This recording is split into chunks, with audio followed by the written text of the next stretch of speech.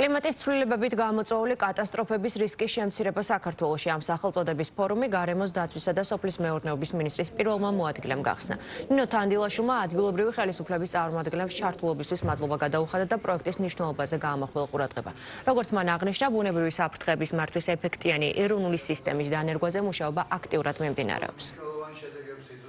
ეს ჩვენ გვაქვს შეხვედრა ადგილობრივი ხელისუფლების წარმომადგენლებთან, სადაც საშუალება გვაქვს რომ ერთის მხრივ გავაცნოთ ის პროგრესი, რაც გვაქვს ბუნებრივი საფრთხეების მართვის მიმართულებით და მეორეს მხრივ თუ როგორ შეიძლება რომ გაძლიერდეს კოორდინაცია და თანამშრომლობა ადგილობრივი ხელისუფლების ორგანოებსა და ცენტრალური ხელისუფლების ორგანოებს შორის, როგორც ბუნებრივი საფრთხეების მართვის მიმართულებით, ასევე მოსახლეობის ინფორმირების ნაწილში. მოგეხსენებათ, გაეროს განვითარების პროგრამა თანამშრომლობს კლიმატის მწვანე ფონდთან, შვეიცარიის მთავრობასთან და გარემოს დაცვისა და სოფლის მეურნეობის სამინისტროსთან, რათა ხელი შეუწყოს ადრეული გაფრთხილების სისტემების განვითარებას და ქვეყნის მასშტაბით კატასტროფების რისკების შემცირებას.